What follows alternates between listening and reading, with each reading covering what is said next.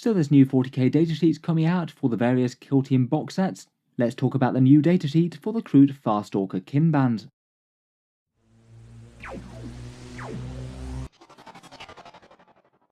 Hello and welcome back to Auspex Tactics, where today we're talking datasheets for 40k. Games Workshop have just dropped a bundle of them for the various kill team box sets.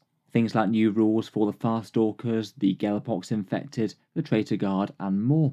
I thought, seeing as they're all really quite interesting units for their respective factions, it would make sense to go through them for a short video individually, and I thought we'd start out with these new and exciting Kroot models, who seem to be bringing a whole load of fancy kit to the board that Kroot have never had access to before.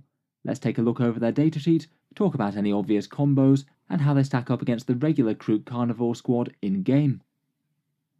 So the new 40k datasheet is called the Kroot Fasrtalkers. They are an elite's choice for Codex Tau Empire, and quite a nice fun little additional option if you really want to build a whole load of Kroot as an army in itself. You get to stock 10 of them in a unit. You do get a couple of Kroot Hounds with the kit, but it seems that they're just going to be fillers for other Kroot Hound squads, which to be fair are a very nice, expendable and efficient unit in itself. Only having 2 of them though, you wouldn't be able to field a full squad.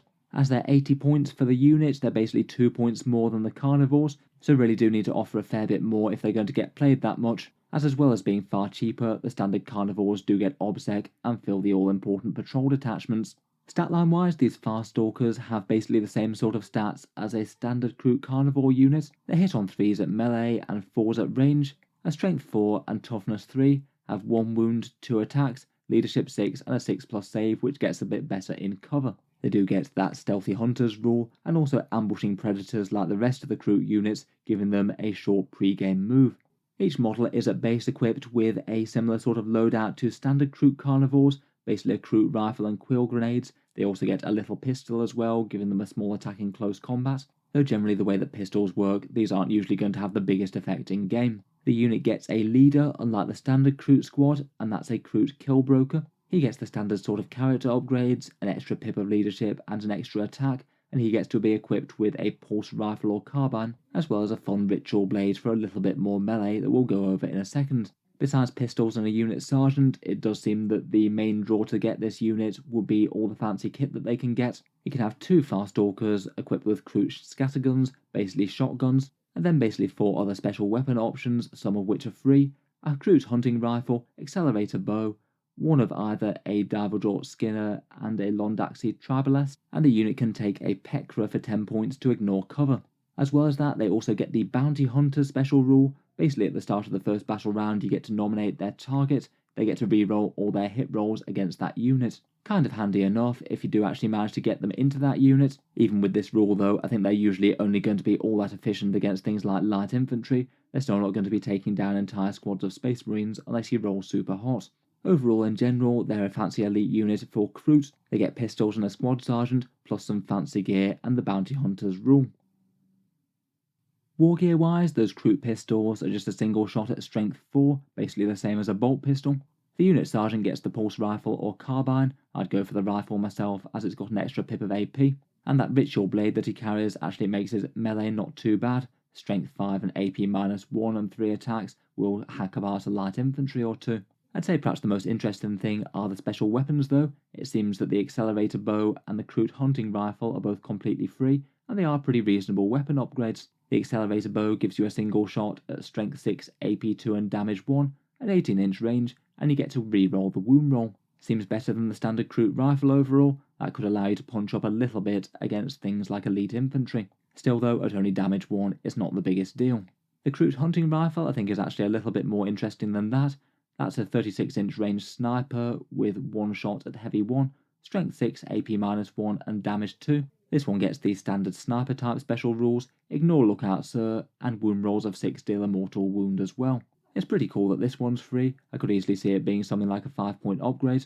I think the bow, hunting rifle and the pulse rifle all bring a little bit more value to the unit over and above the standard Kroot. The scatterguns are basically an alternative for a Kroot rifle that's essentially a shotgun.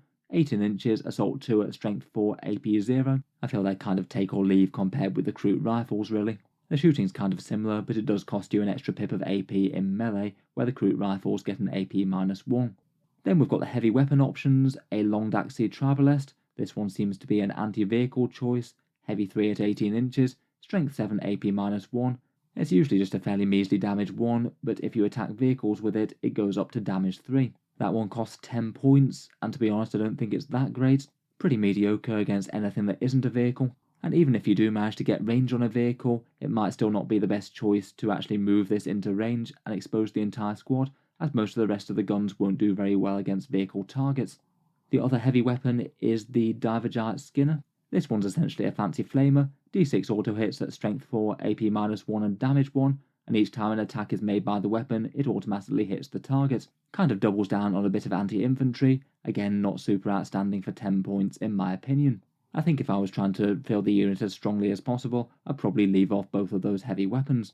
Finally, there's also the option to take the Pekra. This is the fancy bird that perches on the rifle butt of one of the Kroots. This friendly bird allows the unit's ranged attacks to ignore the benefits of cover. Pretty handy against both light and dense to be honest, and not really all that bad considering that you do get at least a few fancy options in the squad. Again, it is a little bit on the pricey side at 10 points. I think at 5 points it'd be really interesting. Kind of take or leave at 10 though. Kind of a shame that the hounds just have to be in different units and you can't just field them as ablative wounds or anything. And I think overall I'd probably just run this squad with its base gear, hoover up the fancy guns that don't cost points, and maybe leave off the ones that do. As with normal Kroot, there are a few buffs and synergies within Codex Tau Empire, though in general people generally tend to focus around buffing things like crisis suits and things, and not really trying to make Kroot work as damage dealers unless you're going for a bit of a meme list. Delith Sept could be a bit more interesting for these guys, and is probably the one that you want to go for if you're fielding Kroot. That one allows you to get tactical philosophies, and Montcar in particular is quite nice for these guys, getting those fancy guns in range faster. Otherwise, you do also have the option of buffing the hit rerolls with a nearby Shaper, and also helping up their leadership. Maybe not awful for 25 points, though it does kind of overlap a bit with their Bounty Hunters rule against that target. You could also consider the +1 to wound from an Ethereal's Invocation. I think it will be a very hard sell to pass up the extra CP farming one though, and the 5+ Feel No Pain for a different unit. Finally, stratagems wise, you've got Grizzly Feast for if the unit kills something in melee they get a 5+ Feel No Pain, and also the option to Heroic Intervene and get +1 attack as well. Could be a little bit helpful for repelling light infantry from central objectives, but I would worry about these guys getting struck first in combat and having a lot of them killed. Overall, I do kind of wonder whether it might just be better to fail these with the rules for Kroot Carnivores in the troop slot and just have fancy models that look a bit nicer. Basically, the main reason to field these guys are the free weapons, the +1 leadership, pistols for when they're engaged, and reroll hits against one certain unit. I think all of that is a bit of a tough sell though, when the standard Kroot are just so much cheaper at 6 points, very cheap and expendable as what you want for a Tau Empire screening unit, and they also fill the troops detachments and get OBSEC as well, and even have better melee per point because they cost so much less. Overall, I think it's not amazing news for the Farstalker Kinband in terms of being fielded competitively. Standard Kroot are far better in game. These guys look like a bit more of a fun and fluffy option if you do want to have some badass elite Kroot in the army. A bit of a shame that they didn't make them a bit more viable.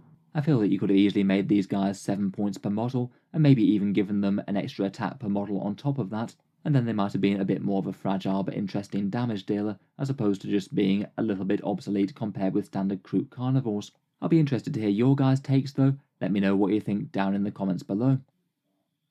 If you've enjoyed the video, feel free to subscribe to Auspex Tactics, where I'll certainly be covering the rest of these fun kill team datasheets. I will try and get some videos out as soon as possible. Finally, if you have been enjoying the videos on the channel, I would just like to mention the Auspex Tactics Patreon page, which is how I can afford to make these videos quite so regularly. Channel patrons do get a fair few advantages, seeing certain videos early, regular votes to see what sort of things happen next on the channel, and automatic entry into the regular prize giveaways with a chance to win some big model kits each month. If any of that sounds good to you, or you'd just like to help support, the link is down in the video description. In any case, a massive thank you for listening, and I'll hope to see you guys next time.